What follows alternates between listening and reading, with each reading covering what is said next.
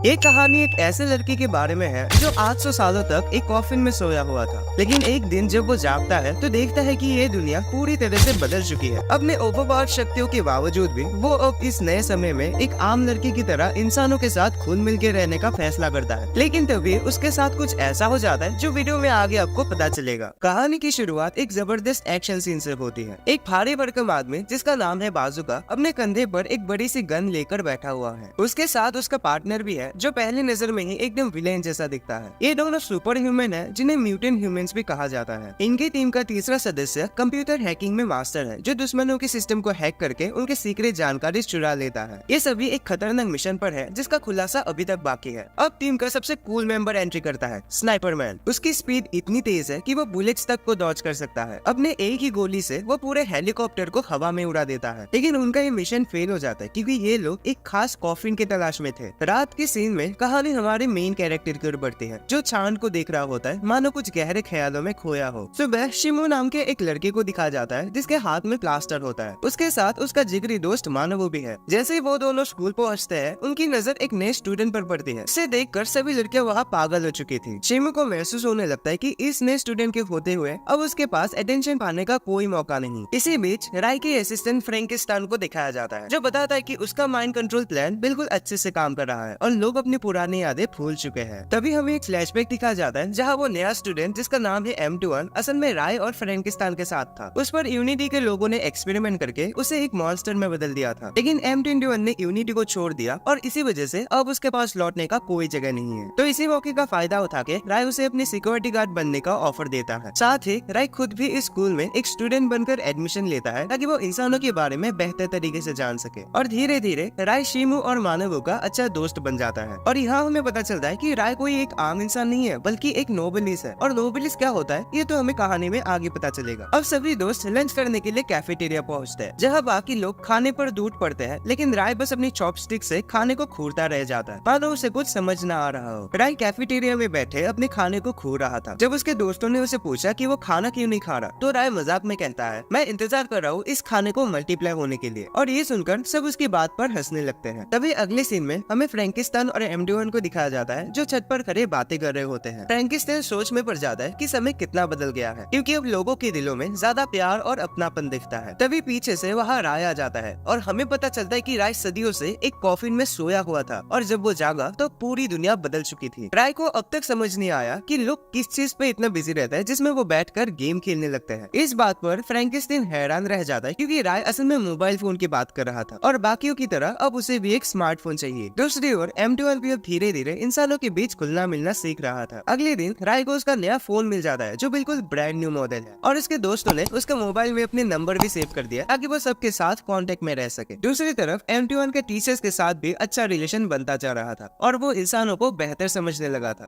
लेकिन तभी उसे किसी खतरे का एहसास हुआ और उसका शक सही निकला। कुछ गुंडे स्कूल में घुसकर स्टूडेंट्स को परेशान कर रहे थे और लड़कियों से बदतमीजी करने लगे थे। M21 उन गुंडों से निपटने का सोचता है, लेकिन उससे पहले ही शिमू वहाँ पहुंचकर उन गुंडों से फिर जाता है जबकि वो पहले से ही घायल था। तभी स्पोर्ट्स कार में बैठी एक लड़की ने शिमू को हेलो कहा जिससे उसे याद आया कि यही वो लड़की है जिसकी उसने कभी मदद की थी और तब से वो कुछ अजीब बिहेव कर रही थी। तभी एक गुंडे ने इस मौके का फायदा उठाकर शिमू को बुरी तरह से मारना शुरू कर दिया। टीचर्स बीच में आके उन्हें रोकने की कोशिश की लेकिन वो गुंडे उन्हें भी मारने लगे। ये सब देखकर M21 से और सहा नहीं जा रहा था और वो जाकर उस गुंडे को बुरी तरह पीट देता है। उस गुंडे की हिम्मत M21 के सामने टिक नहीं पाई। M21 ने उसे उठाकर फेंक दिया और उसे सख्त वार्निंग दी कि वो स्टूडेंट से बिल्कुल दूर रहना है। ये देखकर बाकी गुंडे इतने डर जाते हैं कि वो वहाँ से भागने लगते हैं। अब स्कूल में M21 को पहले से और भी ज्यादा अटेंशन मिलने लगती है। रात में M21 अपने पुराने दिनों को याद कर रहा था जब यूनिटी ने उन पर खतरनाक एक्सपेरिमेंट्स किए थे। उन्हें इंसानों की तरह नहीं बल्कि हथियारों की तरह इस्तेमाल किया गया था। उनमें से ज्यादातर मर चुके थे और सिर्फ M21 और उसके दोस्त ही बचे हुए थे। एक दिन उसका दोस्त उससे अलग होते हुए कहता है कि वो ये खून खराबा छोड़ना चाहता है और एक आम इंसान की तरह एक जिंदगी जीना चाहता है। उसने M21 से भी रिक्वेस्ट की कि वो ये सब छोड़ दे। इसी बीच हम देखते हैं कि फ्रैंकिस्टाइन M21 से स्कूल और वहाँ के लोगों के बारे में पूछता है। पहले तो M21 उसका शुक्रिया अदा करता है कि उसने उसे यहाँ रहने की इजाजत दी। दूसरी ओर वो पुराने विलन्स वापस आ गए हैं और M21 और उस रहस्यमय कॉफिन की तलाश में है। अगले सीन में हम एक पुराने बिल्डिंग को देखते हैं जहाँ दो गार्ड्स पहरा दे रहे होते हैं। तभी दो लोग वहां आ जाते हैं, जिनमें से एक लड़का अपने खास पावर्स का इस्तेमाल करके उन गार्ड्स को हिप्नोटाइज कर देता है। वो लड़का उन दोनों गार्ड्स को किसी स्टैचू की तरह जमा कर बिल्डिंग के अंदर घुस जाते हैं। अंदर का नजारा बहुत खराब था, जैसे वहाँ कोई सुपरनेचुरल ताकतों के बीच लड़ाई हुई हो। पुलिस की रिपोर्ट के मुताबिक वहाँ कोई पागल इंसान बेकाबू होकर सब कुछ तबाह कर गया। लेकिन उन लोगों को समझ में आ जाता है कि ये किसी आम इंसान का काम नहीं हो सकता, जरूर यहाँ कुछ बड़ा और खतरनाक हुआ है। और इसी मसले को सुलझाने के लिए वो भी स्कूल ज्वाइन करने का फैसला करते हैं। अगले दिन एमडोन स्कूल में अपनी नॉर्मल सिक्योरिटी ड्यूटी कर रहा होता है। तभी उसकी नजर दो नए स्टूडेंट पर पड़ती है जो स्कूल की तरफ आ रहे होते हैं। ये वही लोग होते हैं जो रात में कॉफिन की तलाश में थे। एमडोन उन्हें देखकर रोकने की कोशिश करता है, लेकिन तभी उनमें से एक लड़का अपने आई कंट्रोल पावर का यूज करके उसे अपने काबू में करने की कोशिश करता है। हालांकि वो पावर उस पर कुछ काम नहीं करता। फिर भी एमडोन ये दिखाता है कि वो उनके कंट्रोल में आ गया है। एमडोन उन्हें एक पुराने जगह तक लेके जाता है, जहाँ वो लड़का फ्रैंकिस्टान को भी माइंड कंट्रोल करने की कोशिश करता है। लेकिन फ्रैंकिस्टान मुंह पे बोलता है, देख भाई, जो भी गर्भवत बाप से पंगा नहीं, क्योंकि फ्रैंकिस्टान खुद भी इन तरह के पावर्स रखता है, लेकिन उसकी पावर्स काफी डार्क होते हैं, इसलिए छोटी मोटी ट्रिक्स उसके ऊपर काम नहीं करती। आखिरकार वो उन्हें स्कूल में एडमिशन दे देता है। फ्रैंकिस्टान जल्दी से राय को कॉल करके ये जानकारी देता है कि कुछ खास मेहमान उससे मिलने आए हैं। जब ये दोनों स्टूडेंट्स क्लास में आते हैं तो हमें उनका नाम पता चलता है। लड़की का नाम है सेरा और लड़के का नाम रेजिस होता है। सेरा को सिखाने की जिम्मेदारी शिमू को दी जाती है, जो उसे देखकर पागल सा हो जाता है। दूसरी तरफ रेजिस की नजर राय पर पड़ती है और वो महसूस करता है कि राय के अंदर से एक बहुत ही डार्क और प्राचीन तरह की पावर निकल रही है। इसे रेजिस बहुत ही चौकन्ना हो जाता है और राय पर नजर रखने लगता है, क्योंकि उसे जानना है कि राय का नोबिलिस के साथ क्या संबंध हो सकता है। लंच ब्रेक के दौरान सभी स्टूडेंट साथ बैठकर खाना खाते हैं। राय एक बार फिर से अपने खाने को घूरते हुए उसके मल्टीप्लाई होने का इंतजार कर रहा था, लेकिन अभी तक हमें ये साफ पता नहीं चलता कि आखिर राय किस चीज का मल्टीप्लाई होने का इंतजार कर रहा है। शाम को एमडोन और फ्रैंकिस्टान एक कार में होते हैं और वो दोनों उन नए स्टूडेंट्स के बारे में बात कर रहे होते हैं। एमडोन को वो स्टूडेंट्स बिल्कुल पसंद नहीं आते और उसे समझ में नहीं आता कि फ्रैंकिस्टान ने आखिर उन्हें एडमिशन क्यों दिया, वो भी मास्टर राय के क्लास में। एमडोन को डाउट होता है कि ये स्टूडेंट्स नोबिलिस भी हो सकते हैं, जो बहुत पावरफुल होते हैं। फ्रैंकिस्टान भी इस बात को लेकर कंफ्यूजन में है कि आखिर वो दो बंदे हैं कौन। फ्रैंकिस्टान बताता है कि हजारों साल पहले जब इंसान कमजोर हुआ करते थे और उन्हें हर चीज से खतरा था, नोबिलिस सबसे ताकतवर माने जाते थे। इंसान उनसे डरते थे, लेकिन नोबिलिस ने इंसानों की रक्षा करने का फैसला किया और धीरे धीरे इंसानों ने उन्हें अपना लीडर मान लिया। आज जो स्टूडेंट स्कूल में आए हैं वो नोबिलिस की नई पीढ़ी हो सकते हैं, जो इंसानों को बचाना चाहते हैं, लेकिन अपने ब्राइड के साथ। रात में राय ने अपने दोस्तों को एक पार्टी के लिए बुलाया था, जिसमें सेरा और रेजिस भी शामिल थे। वहाँ शिमू और मानवों को भी पता चलता है कि एमडोन असल में राय के घर में रहता है, और क्योंकि सेरा और रेजिस को भी रहने की जगह नहीं मिलती, तो राय उन्हें अपने साथ रखने का फैसला करता है। फ्रैंकिस्टान को इस बात से थोड़ा अजीब लगता है, लेकिन हमेशा की तरह वो अपने मास्टर राय की बात से सहमत हो जाता है। बाद में फ्रैंकिस्टान बर्तन धोने लगता है, जो स्कूल डायरेक्टर होते हुए भी ये काम करना पड़ रहा था। एमडोन को ये अच्छा नहीं लगता कि डायरेक्टर को ये सब करना पड़ रहा है। सेरा भी ये सब देखती है और उनकी मदद करने की सोचती है, लेकिन क्योंकि वो एक मेहमान है तो वो ऐसा नहीं करती। पर तभी सेरा एमडोन के हाथों में एक निशान देख लेती है। अगली सुबह सेरा को एमडोन की असलियत के बारे में पता चल जाता है और रेजिस को भी ये समझ आ जाता है कि एमडोन के पास कुछ रहस्य छुपे हुए हैं। शाम को जब एमडोन अपना काम खत्म करके जाने लगता है तो रास्ते में रेजिस उसे टकराता है। एमडोन उसे इग्नोर करने की कोशिश करता है, लेकिन रेजिस उसे पूछता है कि आखिर वो एक मॉन्स्टर होने के बावजूद भी इंसानों के साथ गुलामी क्यों कर रहा है। ऐसा इसलिए क्योंकि उसने अपनी इंसानियत खो दी थी पावर्स के लिए। तभी राय और उसके दोस्त वहाँ से जा रहे होते हैं कि कुछ गुंडे आकर उन पर हमला कर देते हैं। दूसरी ओर रेजिस एमडोन से उस पिछले बिल्डिंग की तबाही की वजह पूछता है। एमडोन इसे एक मामूली हादसे की तरह बताकर टालने की कोशिश करता है, लेकिन रेजिस चालाकी से उसे कॉफिन के बारे में भी पूछने लगता है। ये सुनकर एमडोन को हैरानी होती है कि रेजिस भी उसी कॉफिन के पीछे है, जिसके बारे में वो खुद भी ज्यादा नहीं जानता। एमडोन सोचता है कि शायद उस कॉफिन से नोबिलिस पहले से ही बाहर निकल चुके हैं। इस कॉफिन में इतनी ताकत होती है कि कोई भी उसके आगे नहीं टिक सकता, और ये कॉफिन यूनियन के हाथों नहीं लगनी चाहिए। एमडोन ने रेजिस को ये बताया कि कॉफिन के पीछे जो भी था वो मर चुका है और अब वो कॉफिन भी गायब हो गया है। मगर रेजिस को ये बात हजम नहीं होती और वो एमडोन पर हमला कर देता है। एमडोन उसकी अटैक को डॉज कर लेता है, लेकिन रेजिस उसे उठाकर दूर फेंक देता है। तभी उसे महसूस होता है कि सेरा खतरे में है और वो जल्दी से वहाँ से निकल जाता है। यहाँ शिमू अपने दोस्तों के साथ गुंडों की बॉस के पास पहुँच जाता है। शिमू अब पहले से बहुत ताकतवर हो चुका है और उन गुंडों को धूल चटाने लगता है। वो किसी भी गुंडे को अपने दोस्तों के पास नहीं आने देता। तभी एक गुंडा शिमू पर गोली चलाने वाला होता है, लेकिन अचानक एमडोन वहाँ आकर उसे बचा लेता है और वो गुंडे वहाँ से भाग जाते हैं। इसके बाद सभी वापस घर की ओर जाने लगते हैं। रास्ते में एमडोन और रेजिस इंसानों के बारे में बात करने लगते हैं। रेजिस के मुताबिक इंसान अब बदल चुके हैं और वो अपनी रक्षा अब खुद कर सकते हैं। वो पहले जैसे कमजोर नहीं रहे। एमडोन इस बात से थोड़ा